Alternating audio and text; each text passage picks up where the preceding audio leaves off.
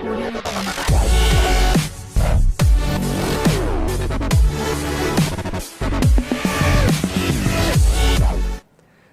रसिको, मल्हारच्या या अत्यंत लोकप्रिय अशा हॉबीडुबी डूच्या या मंचावर मी सगळ्या रसिकांचं मनापासून तुमच्या सगळ्यांचं स्वागत करतो आहे. आज आपण संवाद साधणार आहोत भगवद्गीता और मैं. भरतनाट्यम या नृत्यशैलीमध्ये करिअर करत असलेली आणि त्याच्यासोबतच संगणकामध्ये कॉम्प्युटरमध्ये BCAची पदवी प्राप्त करत असणाऱ्या संस्कृती कृष्णा श्रीवास्तव हिच्याशी आताच्या काळात भगवद्गीता आणि आजची युवा पिढी याची एक चांगली सुसंगती तिने आपल्या कार्यशैलीमधून निर्माण केलेली आहे. त्या संपूर्ण प्रवासाबद्दल आज आपण त्याच्याशी जाणून घेणार आहोत. नमस्कार संस्कृती. नमस्ते. हरे कृष्णा. हरे कृष्णा. आपण लहानपणापासून ऐकतो कर्मण्येवाधिकारस्ते मा फलेषु कदाचन. आणि ज्या भगवद्गीतेनं आपल्याला कर्मयोग शिकवला, भक्तियोग शिकवला, राजयोग शिकवला, मानवी नीतिमूल्यांची पाठराखण शिकवली, कर्तव्याचं भान दिलं, अशा या भगवद्गीतेला आपल्या स्वतःच्या नृत्यशैलीच्या साधनेमध्ये जिने भगवद्गीतेचं प्रतिबिंबाला विकसित केलं, त्या कृष्ण भक्तीला तल्लीनमय असं या भगवद्गीतेचा सार तिने आपल्या जीवनामध्ये त्याचा अंगीकार केला. अशा या संस्कृती श्रीवास्तव हिच्यासोबत आपण मनसोक्त गप्पा मारणार आहोत आणि तिच्या या नृत्य प्रवासाबद्दल, तिच्या शैक्षणिक प्रवासाबद्दल आणि एकूणच भगवद्गीता आणि त्याचा स्वतःच्या सशक्तीकरणासाठी तिनं केलेला प्रवास आज आपण तिच्याकडून जाणून घेणार आहोत. संस्कृती, सर्वप्रथम तुझ्याबद्दल आमच्या रसिकांना थोडी माहिती दे. Namaste. Hare Krishna. My name is Sanskriti Krishna Srivastav and I'm 19 years old. I'm pursuing final year in BCA. With that, I've been learning Bharatanatyam since 11 years. I have done classical music from last 17 years. With that, I'm also a data scientist. And handling all these things, I'm also reading Bhagavad Gita and chanting and hearing regularly. Very nice. आपका जो childhood था, बालपन जो था, वो कैसे गया? My childhood was a pretty amazing experience for me because both of my parents are teachers. So it has been a studious yet creative time for me. अरे वा. तुझ्या शिक्षक दाम्पत्याच्या पोटी तू जन्माला आली आहेस. टीचिंग क्षेत्रामध्ये ते आहेच. लहानपणापासून तुझ्या आवडीनिवडी अशा काय होत्या मग? Well, as I told that my parents are teachers, so my mother is a creative person and my father is studious. So it's like हमारा एक combination था सब चीज़ों का. हम लोग MTSC, NTSC, मंथन ऐसे एग्जाम्स देना, पढ़ाई करना, पोर्शन एक साल शुरू होने के पहले कंप्लीट कर लेना. उसी के साथ साथ हॉबीज़ में स्विमिंग करो, स्केटिंग करो, डांसिंग करो, पेंटिंग करो, रीडिंग करो, गाना गाओ. ये सारी चीज़ें मेरी मम्मी ने और मेरे पापा ने हमें बचपन से दिया.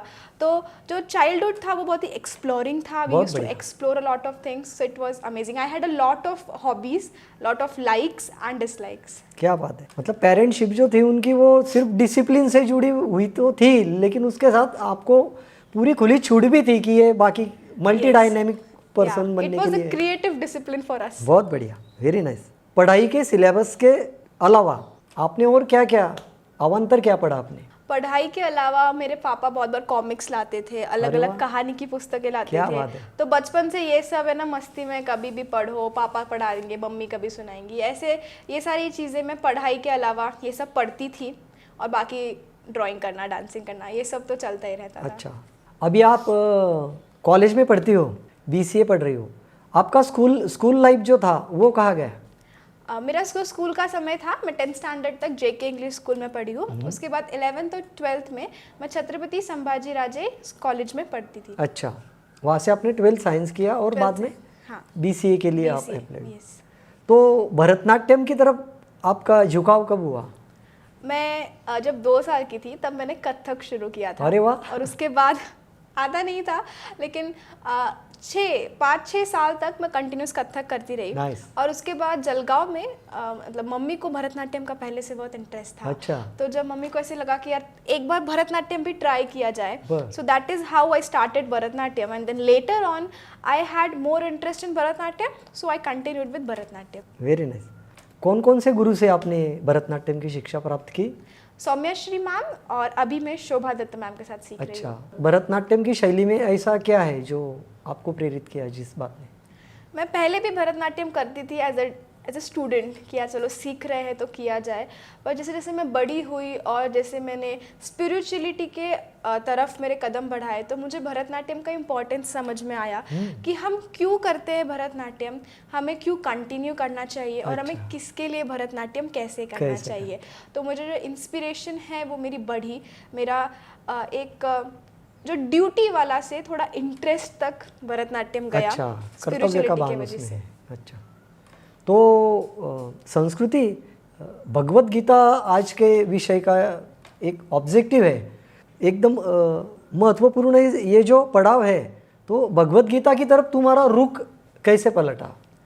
तो it was a time when I was 16 years old and I was in 11th अच्छा, standard.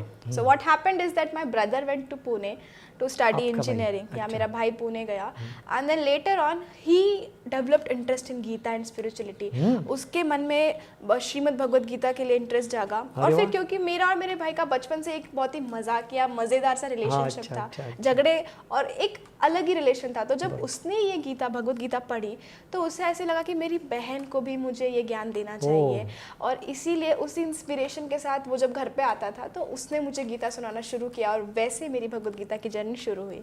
तो भगवत गीता में क्या आपने ऐसा पढ़ा, मतलब कितने अध्याय पे आपने गौर किया? भगवत गीता में 18 चैप्टर्स हैं और ये Total? जानना बहुत ज़रूरी है कि सारे 18 इंपॉर्टेंट है। हम अगर आप डायरेक्ट उठा के 18वां चैप्टर पढ़ोगे आपको कुछ समझ में नहीं आएगा। अच्छा। And the main thing, the foremost important thing about reading Bhagavad Gita is कि हमें भगवत गीता को वैसा समझना है जैसे वो हमें समझाना चाहते हैं, वैसा नहीं जैसा हम समझना चाहते हैं। बहुत बढ़िया। तो मैंने भगवत गीता में सारे 18 चैप्टर जो है वो हियर किए हैं, सुने हैं कि क्या क्या भगवत गीता से हमें सीखना चाहते हैं, बताना चाहते हैं। तो जो पहली चीज़ हमें पता चलती है, जो भगवान ने भी अर्जुन को कही थी कि हम we are not this body but we are the soul. हम ये शरीर नहीं बल्कि हम ये आत्मा है। जैसे कोई अगर पर्सन मर जाता है तो उनका शरीर तो सामने है, फिर भी हम डेथ सर्टिफिकेट क्यों बना रहे हैं? क्योंकि जो स्पिरिचुअल स्पार्क है, जो आत्मा है, उसने उस शरीर को छोड़ दिया है। तो एक और भगवत गीता में 2nd चैप्टर 23rd श्लोका में बोलते हैं, नैनम छिद्यन्ति शस्त्राणि नैनम दहति पावक न चैव क्लेदयन्ति आपो न शोषयति पावक। इसका अर्थ ये होता है कि आत्मा को कोई अस्त्र काट नहीं सकता, कोई आग जला नहीं सकती, कोई पानी उसको भिगो नहीं सकता और किसी भी तरह की हवा उसे परेशान नहीं कर सकती। तो आत्मा जो है वो इटर्नल है और हम सब आत्मा है। तो ये शरीर भले ही खत्म हो जाएगा लेकिन मैं जो आत्मा हूँ कभी खत्म नहीं होंगी। तो उससे जो एक डर रहता है मरने का, या ये चीज़ मेरे पास है कल नहीं रहेगी क्या, कैसे नहीं रहेगी, मैं रहूंगी तो सीधे भी तो रहेगी ना। तो वो जो एक फियर था डेथ का, इसका, वो सब मिट जाता है और हम फोकस कर पाते हैं हमारे विजन पे। संस्कृति, आज आप संगीत से भी कुछ जुड़ी हुई हो? जी हाँ, मैं हिंदुस्तानी क्लासिकल म्यूजिक 17 ईयर्स से सीख रही हूँ पायल संगीत नृत्यालय संजय पवार गुरुजी के साथ। अच्छा। तो ये बहुत ही अच्छा एक्सपीरियंस है। मैं इतने सालों से सीख रही हूँ और गुरुजी ने बचपन से 2 साल की थी मैं तब से जा रही हूँ। तो बहुत स्ट्रगल किया है हमारे साथ क्योंकि इतने छोटे बच्चे को सिखाया है। तो यस, क्लासिकल म्यूजिक में मेरा विशारद हो गया है। अच्छा। और ये सब गुरुजी संजय पवार गुरुजी की ही कृपा से हुआ है। क्लासिकल संगीत का कोई एक झलक हमारे दर्शकों को आप देंगी? ज़रूर। तो वैसे तो अभी एक आषाढ़ी एकादशी गई। अच्छा। और माउली, हमारे विठू माउली सबके फेमस, सबके प्यारे। तो हमारा एक भजन था जो कि हम गाया करते थे क्लास में आषाढ़ी के टाइम पे एवरी ईयर। बहुत सारी चीज़ें बदलती थी बट ये एक भजन जो था वो हमेशा कॉमन रहता था। तो मैं वही भजन आपके सामने प्रस्तुत करने का प्रयास करूँगी। Very nice. तानपुरे के ताल पे।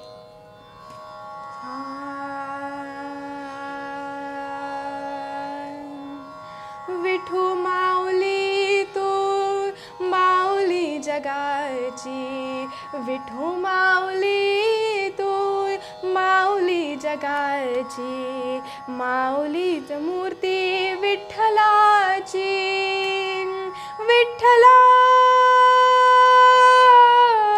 माय बापा अभंगाला जोड, ताडची पड्यांची अभंगाला जोड, ताडची पड्यांची, माऊलीत मूर्ती विठ्ठलाची, विठ्ठला माय बापा, हरे कृष्ण कृष्ण हरे हरे क्या बात। हरे राम राम राम हरे हरे। हरे कृष्ण। नाइस। संस्कृति, अभी आपने हरे राम हरे कृष्णा का जिक्र किया, तो भगवत गीता और भरतनाट्यम, इसमें कृष्ण तत्व जो है वो यूनिक है। जी। कृष्ण तत्व में ऐसी कौन सी बात है, मतलब भगवत गीता में ऐसा क्या ऐसी कौन सी खास बात थी, ऐसे कुछ क्या कोई मैनेजमेंट स्किल उसमें है भगवत गीता में कि जो आपको प्रभावित कर गए? हाँ जी ज़रूर। जैसे मैं भी भगवत गीता पढ़ने के पहले एक नॉर्मल यूथ के जैसी थी, एक एंग्जाइटी, स्ट्रेस, प्रायोरिटी सेट नहीं हो पा रही है, प्लानिंग नहीं हो पा रही है, दिन भर रील्स में चला जा रहा है और फिर रात में स्ट्रेस आ रहा है कि अरे पढ़ाई तो की ही नहीं, एग्ज़ाम आ रही है, क्या किया जाए अभी। तो जब मैंने गीता पढ़ा और मैंने गीता को सुना, तो सबसे इम्पॉर्टेंट मुझे एक हेल्प मिली, वो थी प्रायोरिटी सेट करना मुझे आने लगा। अच्छा। कैसे आया? तो गीता हमें सिखाती है हमारी ड्यूटी करना। जैसे अर्जुन जो थे वो परेशान थे, बराबर। उन्हें लग रहा था कि मैं कैसे मेरे भाई बंधुओं को मारूंगा, मेरे टीचर को मारूंगा। संभ्रमित थे वो। हाँ, बहुत डिसीजन, वो bewildered थे, he was depressed and he was bewildered. But at the same time he went to Lord Krishna and he said that Krishna, you are my friend but I want to surrender to you, please tell me what should I do, I'm so bewildered right now. And when Arjuna surrendered to Krishna, जब उन्होंने शरण लिया, उनको गुरु करके accept किया, तो फिर भगवान कृष्ण ने सबसे पहले शुरू किया कि आप जो है इन सबको शरीर मान रहे हो, इसीलिए आपको डर लग रहा है, वो तो आत्मा है, वो तो कभी खत्म नहीं होंगी, इस शरीर में वो अधर्म कर रहे हैं, तो एज ए क्षत्रिय ये आपकी ड्यूटी है कि अधर्म करने वालों को आपको समाप्त करना है, उन्हें खत्म करना है। तो आप ये भूल जाओ कि आपके भाई बंधु, क्योंकि वो तो आत्मा है, आत्मा कभी खत्म नहीं। इमोशनल मत हो जाओ, इमोशन नहीं, सेंटिमेंट्स नहीं, तो उसी तरह ड्यूटी है। तो वैसे ही जैसे मैं स्टूडेंट हूँ तो मेरी एक मेन ड्यूटी है पढ़ाई करना, एक होती है प्राइमरी ड्यूटी, एक होती है सेकेंडरी ड्यूटी। मेरी प्राइमरी ड्यूटी है एज अ स्टूडेंट पढ़ना, उसके बाद आता है मेरी ड्यूटी एज अ डॉटर, फिर आती है एज अ सिस्टर, फिर मेरी ड्यूटी आती है एज अ फ्रेंड। तो ये मेरी प्रायोरिटी सेट हो गई कि भाई मेरा पहला ड्यूटी क्या है, मुझे पढ़ना है। वैसे जब मैं जॉब करूँगी तो मेरा फर्स्ट ड्यूटी रहेगा कि मैं जहाँ जॉब कर रही हूँ वहाँ पे अच्छे से मुझे जॉब करना है, वहाँ के जितने भी टास्क आ रहे हैं वो मैं ढंग से करूँ, क्योंकि मैं आज जॉब कर रही हूँ, वो मेरा प्राइमरी ड्यूटी है। सेकेंडरी घर में मुझे पैसे देना। फिर अगर मैं मैरिड हूँ तो मेरी फॉरमोस्ट प्राइमरी ड्यूटी है घर को संभालना। It is not a matter of a woman or a man, but both of them. It's a duty for both of them that if you're married, that it's your first duty to take care of the family. Then comes as whatever etc. secondary duties. So duties को समझ के उन्हें किस तरह से plan करके मुझे action करना है, वो मुझे भगवत गीता सुनने से, श्रीमद् भगवत गीता सुनने और पढ़ने से समझ में आया। बहुत बढ़िया। संस्कृति, अभी आपने जो बात कही, सरेंडरशिप, मतलब समर्पित भाव अगर चाहिए हमें ज्ञान की प्राप्ति के लिए, सबसे पहले तो समर्पित होना है हमें। आज के वर्तमान के परिप्रेक्ष्य में उस भगवत गीता का आज के दायरे में क्या महत्व है, ऐसा आपको लगता है? भगवत गीता का महत्व बहुत लंबे समय से चलता आ रहा है। वो कालातीत रहेगा, वो हमेशा चलता आएगा, बिकॉज हमारे यहाँ पे हम लोग मरते हैं, इसीलिए समय है, जहाँ पे अगर मरण ही नहीं तो समय ही नहीं। तो भगवत गीता जो है वो स्पिरिचुअल वर्ल्ड से आई है, कृष्ण ने कही है, जो एक स्पिरिचुअल पर्सन है, और भगवान कृष्ण के लिए वो इटर्नल है, तो उनके लिए समय है ही नहीं। तो उनका दिया हुआ ज्ञान भी जो है वो भी समय से कुछ बंधा हुआ नहीं है, कंडीशन नहीं है, वो हमेशा से चलता आ रहा था और हमेशा चलता आएगा। तो जैसे कि कोई बच्चा 10th में होता है तो हम उसको रेकमेंड करते हैं कि आप NCERT पढ़ो। कोई बच्चा 11th में आता है तो हम उसको रेकमेंड करते हैं कि आप RD शर्मा की पढ़ाई करो या आप HC वर्मा से फिजिक्स पढ़ो। तो उसी तरह से हर एक युग का जो 4 युग है, सतयुग, द्वापर, त्रेता, कली युग, वैसे हर एक चीज़ में हर एक चीज़ रेकमेंडेड थी कि सतयुग के अंदर अगर आपको भगवान की प्राप्ति करनी है या आपको भगवान को जानना है तो आपने तपस्या करनी चाहिए। इसलिए आपने सुना होगा ना कि 1000 साल तपस्या कर रहे हैं, 2000 साल। अब वो उतना जीते थे तो उतनी तपस्या करते भी थे। उसके बाद द्वापर में आया कि आपको हवन करना चाहिए, तो हवन किया जाता था। फिर त्रेता में मंदिर बांधो, ये रेकमेंडेड था भगवान की प्राप्ति के लिए। उसी तरह से कलयुग में रेकमेंडेड मतलब बाकी चीज़ें करना बहुत अच्छी बात है, लेकिन मेन जैसे 11th में आप NCERT से पढ़ सकते हो, कोई प्रॉब्लम नहीं है, लेकिन आर.डी. शर्मा पढ़ना आपको पहले रेकमेंड किया जाएगा कि पहले वो करो, फिर समय रहा तो बराबर। आप वो करना। बेस लाइन तैयार होती तुम्हें। बेस तो उसी तरह से ब्रह्म संहिता में कहा गया है, भागवतम में कहा गया है, हरे नाम एव केवलम कलो नास्तेव नास्तेव नास्तेव गतिरन्यथा। इसका अर्थ होता है कि कलयुग के इस समय में सिर्फ हरि का नाम और हरि का नाम ही है जो आपको इस सुख दुख इस सारे प्रॉब्लम्स से दूर कर पाएगा। तो इसीलिए भी चैंट हरे कृष्णा कृष्ण कृष्ण हरे हरे, हरे राम राम राम हरे हरे। क्योंकि ये मैं नहीं कह रही हूँ, ये शास्त्र कह रहे हैं, ये ब्रह्म इंद्र चंद्र सूर्य लक्ष्मी पार्वती सरस्वती ये सब कह रहे हैं कि कलयुग में आप चैंटिंग करोगे तो आपको हैप्पीनेस मिलेगा और इन दुखों से आप बाहर जा पाओगे। बहुत ही बढ़िया। नाम स्मरण जो है, रिकमेंडेशन जो है, रिकमेंडेड किया है, इम्पोर्टेंस है उसका। संस्कृति, आपकी बातों में एक बात आई थी कि ये भरतनाट्यम की जो देन है आपको, वो आप अगली पीढ़ी की तरफ भी आप उसको अग्रसर कर रही हो। हाँ जी। तो उनको सिखाते वक्त कृष्ण तत्व ये जो है, तो बाकी लोग भी टीच करते हैं भरतनाट्यम को, लेकिन आप जब सिखाती हो तो आप कृष्ण तत्वों को कुछ अलग ढंग से कैसे उनमें ये जो सार है वो कैसे उसमें डालती हो फिर? जैसे मैं अभी जब सिखा रही हूँ तो मेरे जितने भी स्टूडेंट्स हैं वो सब 15 के नीचे वाले हैं, मतलब अच्छा, छोटे बच्चे teenage हैं, level टीनेज से। है। मेरे पास 5 साल के बच्चे हैं, 6 साल के हैं, मतलब 5 to 15 के एज ग्रुप में अच्छा। सारे बच्चे हैं। तो अभी वो लोग सीख रहे हैं क्योंकि घर मम्मी तो ने कहा गेनिंग की उम्र है उनकी। हाँ, उनकी मम्मी ने कहा बेटा जाओ भरतनाट्यम सीखो, क्या जैसे बात है। मुझे कहा गया था। तो बराबर। वैसे वो भी आके सीख रहे हैं। तो मेरा ये पूरा प्रयास रहता है, try my best to make them understand why they are doing Bharatnatyam, for whom they are doing Bharatnatyam, what is the importance of Bharatnatyam, हम क्यों कर रहे हैं, किसके लिए कर रहे हैं, कैसे करना है और इसका महत्व क्या है। अच्छा। जैसे मैं हमेशा मेरे बच्चों को सिखाते हुए मेरी एक पर्सनल उनसे रिक्वेस्ट रहती है, क्योंकि फ्यूचर में उनके टीचर जो है वो चेंज भी हो सकते हैं, बट मैं हमेशा 5 साल का बच्चा क्यों ना हो, 6 साल का क्यों ना हो, शास्त्रों में दिया हुआ है कि 5 साल की उम्र से बच्चा सोचने समझने और बड़ी बड़ी फिलॉसफी को समझने के इंटेलिजेंस उसमें आ जाती है। तो मैं हर एक बच्चे को सिर्फ पर्सनल ये रिक्वेस्ट करती हूँ कि आप जब भी भरतनाट्यम करोगे तो इसे कृपया करके आप किसी भी दूसरे गानों पे ना करो, करना है तो डिवोशनल गानों पे करो। हमारे जो भरतनाट्यम के जो कार्नाटिक म्यूजिक से, कर्नाटक की जो म्यूजिक है उसी के ऊपर करिए, क्योंकि अगर आप किसी और गाने पे कर रहे हो तो आपको तो बहुत लोग फेम करेंगे, आपको बहुत बड़ा बड़ा बोलेंगे, बट आप डांस का डिसरिस्पेक्ट कर रहे हो। भरतनाट्यम या कोई भी क्लासिकल डांस किसी भी तरह के बॉलीवुड हॉलीवुड या किसी भी हिप हॉप पे करने के लिए नहीं बनाया गया था। It is a dance which was made to dedicate to God, भगवान उसकी जो प्यूरिटी है, प्यूरिटी, यस। अब प्यूरिटी खराब हो जाएगी डांस की, लोग उस डांस को इम्पोर्टेंस नहीं देंगे हमारी वजह से, तो ऐसा कुछ करना ही क्यों। तो ये चीज़ें मैं पूरी कोशिश करती हूँ कि मैं उनको सिखाऊँ, उन्हें समझाऊँ और उन्हें बताऊँ कि आप ऐसा न करें और उसकी प्यूरिटी मेंटेन करके भरतनाट्यम को दूसरों के सामने वैसा ही प्रेजेंट करें जैसा वो प्रेजेंट करना चाहिए, जैसे करते आ रहे हैं, पिछले जो गुरु कर रहे थे हम भी उसको वैसा ही प्रेजेंट करें। खूपच छान। संस्कृतीने अतिशय चांगल्या पद्धतीने भगवद्गीता या विषयावर आपलं सगळ्यांचं विश्लेषण तर केलंच, परंतु भरतनाट्यम या शैलीची सुद्धा प्युरिटी काय आहे ते सुद्धा तिने अतिशय चांगल्या विस्ताराने आपल्याजवळ मांडण्याचा प्रयत्न केला आहे। संस्कृती, भरतनाट्यम नृत्यश्री पदवीपर्यंत तू पारंगत आहेस। भरतनाट्यममधला कोणता प्रकार तुला जास्त भावला, त्याच्यातलं कृष्णतत्व काय, आकर्षण काय होतं तुला त्याच्यात? जैसे भरतनाट्यम की जो बात की जाए, जो नृत्यश्री है, एक 7 साल का कोर्स होता है और उसमें हम मार्गम सीखते हैं, पूरा मार्गम सीखते हैं। इसमें अभिनय वगैरह बहुत सारी चीज़ें आती हैं। मुद्राभिनय ज़्यादा है उसमें। भरतनाट्यम एक ऐसा एस्पेक्ट है जो कि आप जितना सीख सको उतना सीख, इट्स अ वास्ट, अमर्याद है वो, very very big, you can learn a lot. मतलब ऐसा नहीं है कि यहाँ पे खत्म, चलो हो गया पोर्शन खत्म, ऐसा कभी नहीं होने वाला है उसके अंदर। तो उसमें हमने बहुत सारी चीज़ें सीखी, नृत्य पाठ होता है, नृत्य पाठ होता है, नृत्य का पाठ होता है, ये सारी चीज़ें हमें सिखाई गई।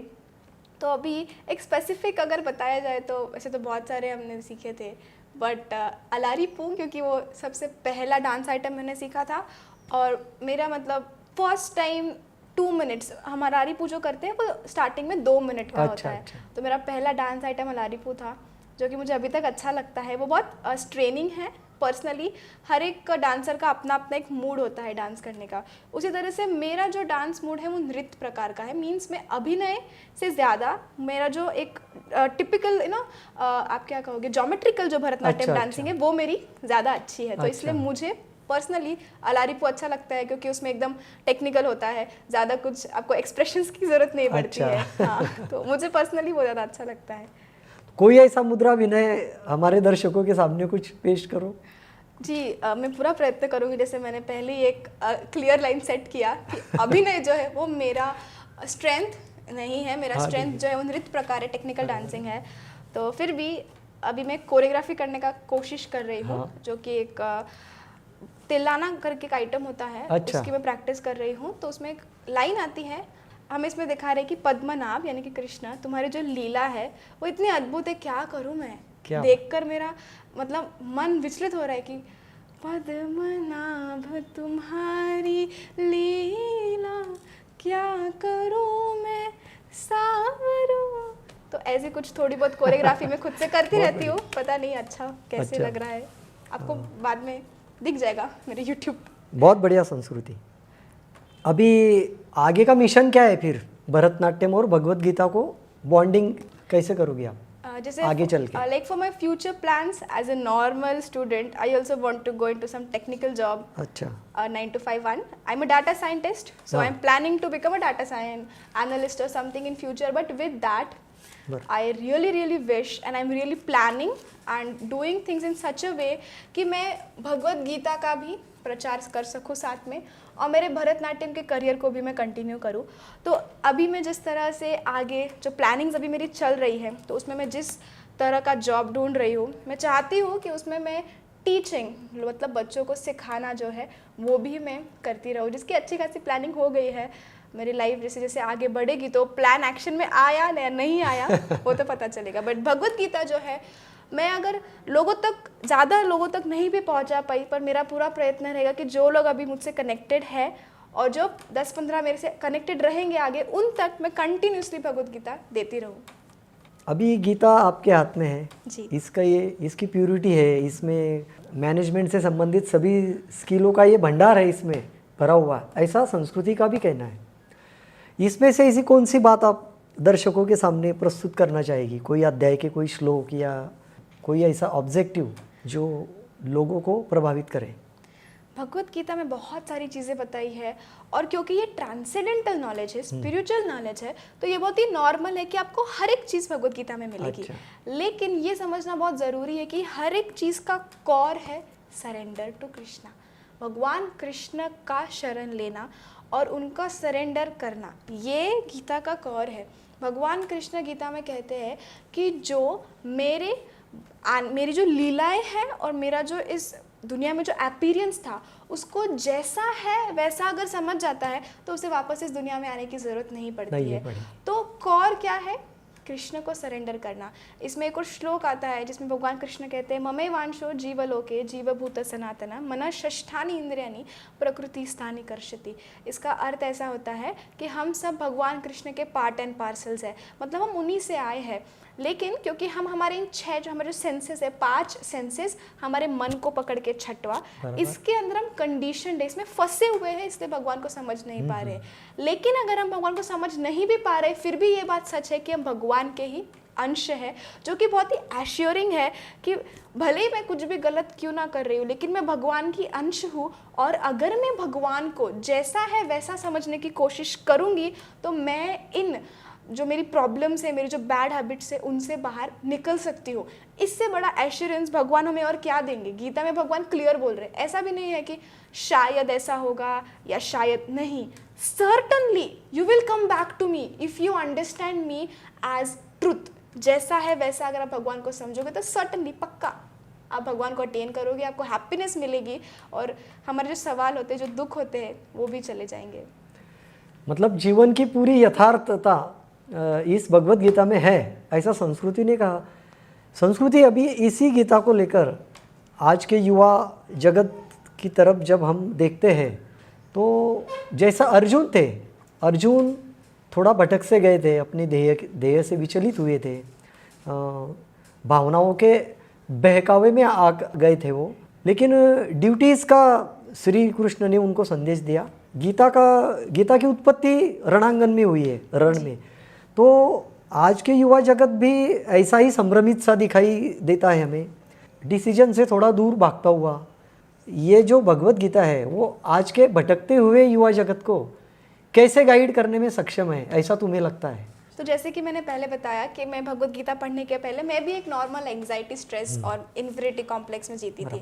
बट भगवत गीता से फॉरमोस्ट एक चीज़ पता चलती है, प्रायोरिटी लिस्ट सेट करना। अच्छा। क्योंकि हमारी ड्यूटीज़ हमें पता चलती है तो हम प्रायोरिटी लिस्ट सेट कर सकते हैं। प्रायोरिटी सेट किया तो प्लानिंग हो सकती है, और शास्त्रों को रेगुलरली सुनने से, पढ़ने से और चांटिंग करने से डिसिप्लिन ऑटोमेटिकली आ जाता है। अच्छा। क्योंकि भगवान का नाम इतना पावरफुल है, क्योंकि वो भगवान का नाम है। हम भले ही कितने भी सिंफुल क्यों ना हो, हम कितने भी गलत काम क्यों ना करते हो, लेकिन वो भगवान का नाम है और वो हमें प्यूरिफाई कर देता है।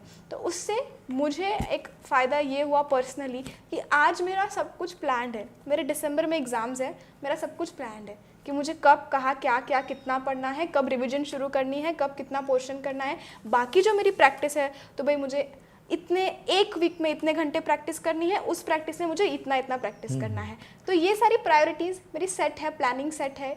ये मेरी पहले नहीं थी, ये मेरी 11th में नहीं थी। अच्छा। 11th में मैं भी एक परेशान, अरे यार दिन निकल गया, पढ़ाई नहीं हुई, कल तो एग्ज़ाम है, अब मिस डांटेगी, असाइनमेंट नहीं किया, इन सब स्ट्रेस में रहता था। भगवत गीता के बाद फिर आप एक में प्लानिंग बदलाव आया, क्योंकि हम लोग उन लोगों से मिलते हैं जो गीता पढ़ रहे हैं, जो लाइफ में अप्लाई कर रहे हैं, तो उनको देख के एक इंस्पिरेशन मिलती है।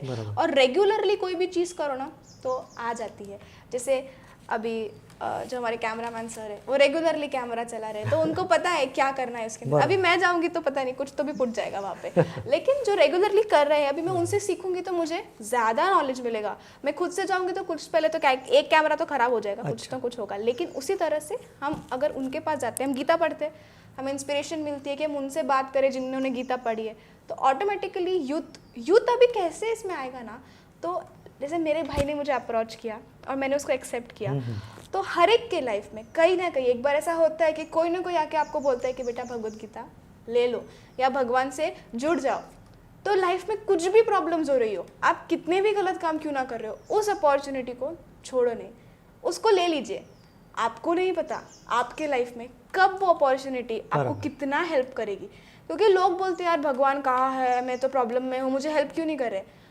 अर्जुन के सामने भगवान खुद आए थे, क्योंकि अर्जुन की उतनी क्वालिफिकेशंस थी, हमारी उतनी नहीं है, इसलिए भगवान अपने भक्तों को भेज रहे हैं। भगवान के भक्त भगवान के को आगे लेके जाते हैं। तो अगर भक्त हम तक आ रहे हैं, हमको बोल रहे हैं मंदिर चलो, हमको बोल रहे हैं चैंटिंग करो, भगवत गीता खरीद लो, तो मना नहीं करो, ले लो, चले जाओ।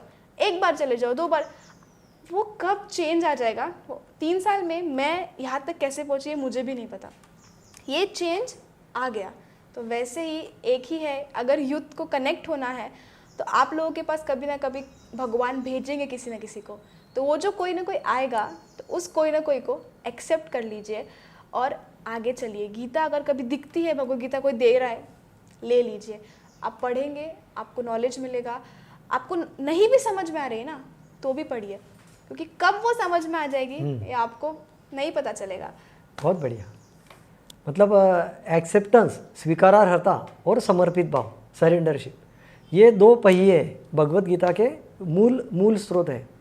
और संस्कृति ने ये भी बताया कि इसमें मैनेजमेंट के बहुत से स्किल है, मतलब सॉफ्ट स्किल से लेकर पर्सनैलिटी डेवलपमेंट को लेकर सभी दायरों में, सभी मल्टी डायनेमिक पद्धति से अगर हम भगवत गीता की तरफ देखते हैं, उसे स्टडी करते हैं, वो जीवन का यथार्थ भाव उसमें हमें पता चलेगा।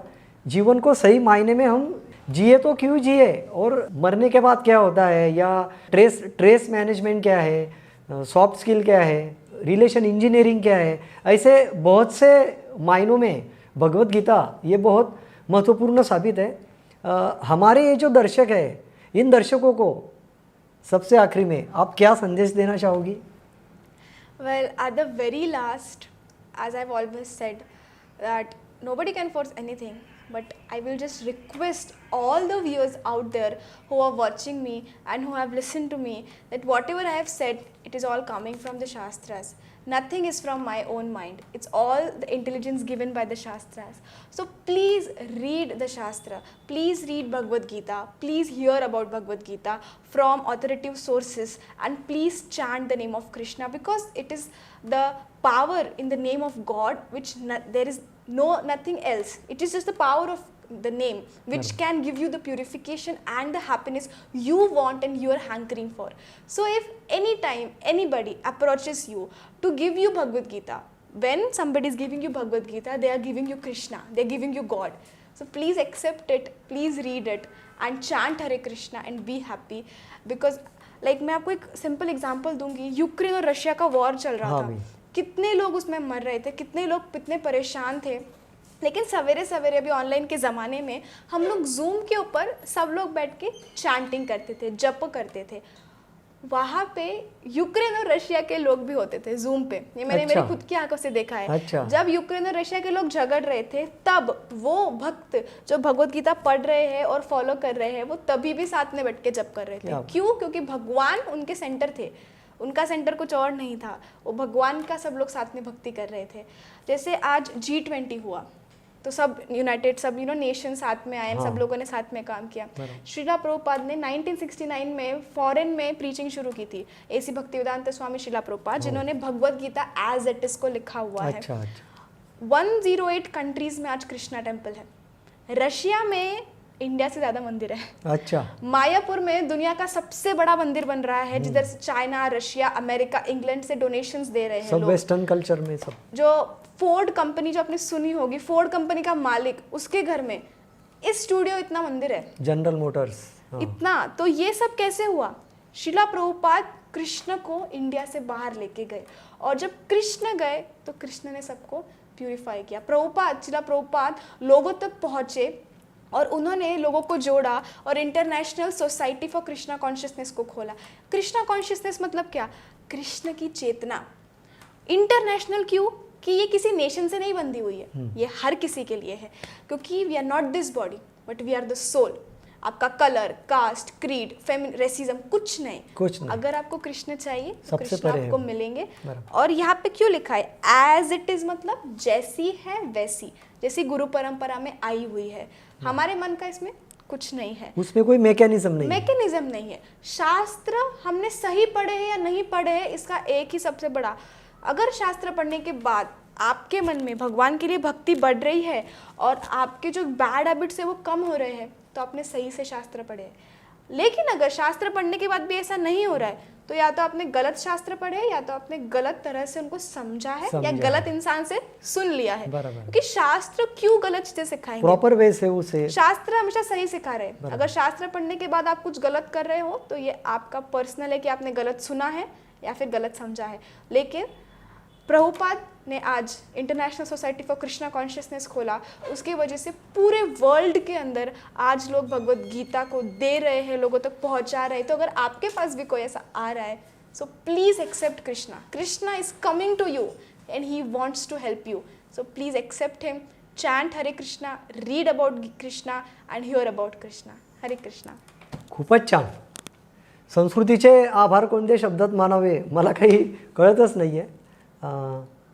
आभारांचा भार कशाला, गळा फुलांचा हार कशाला, या हृदयातच घर बांधूया, या घराला दार कशाला. संस्कृती कृष्णा श्रीवास्तव आज आपल्या स्टुडिओमध्ये आली आणि हॉबी डूबी डू या मल्हार प्रस्तुत अत्यंत लोकप्रिय अशा या टॉक शोमध्ये तिने सहभाग घेतला आणि भगवद्गीता और मैं या विषयावर अतिशय चांगल्या पद्धतीने तिची संगीत साधना, तिची नृत्य साधना, तिचं करिअर, तिचं शिक्षण, तिचं बालपण, तिचं आगामी मिशन, या सगळ्यांना भगवद्गीता या एका सूत्रात तिनं जोडण्याचा पुरेपूर प्रयत्न केला, यशस्वी प्रयत्न केला. आणि भगवद्गीता यथार्थ आणि जशी आहे तशी अत्यंत समर्पक अशा शब्दामध्ये भगवद्गीतेचं जे सार आहे, जी प्युरिटी आहे, जे त्याचं महत्त्व आहे, ते आपल्या सगळ्या दर्शकांसमोर तिने हा सगळा खजिना खुला करून दिला. आणि संस्कृती श्रीवास्तवच्या पुढच्या भावी कारकिर्दीसाठी मी तिला मल्हार ग्रुपच्या वतीने मनापासून शुभेच्छा देतो. खूप खूप मोठी हो. आणि भगवद्गीतेचं हे जे व्रत तू हातात घेतलेलं आहे ते नृत्यशैलीच्या साधनेच्या माध्यमातून तू हे पोचवणारच आहेस. तुझ्या या आगामी प्रकल्पासाठी पुनश्च एकदा तुला शुभेच्छा आणि तुझं मनापासून अभिनंदन. Thank you very much, Hobby Dooby Doo and Malar Communications. It was a great time with all of you, and I am always seeking the blessings of my elders. All glories to Guru and all glories to Gauranga. And thank you so much, Malar Communications, for their blessings and for this amazing chance. Hare Krishna.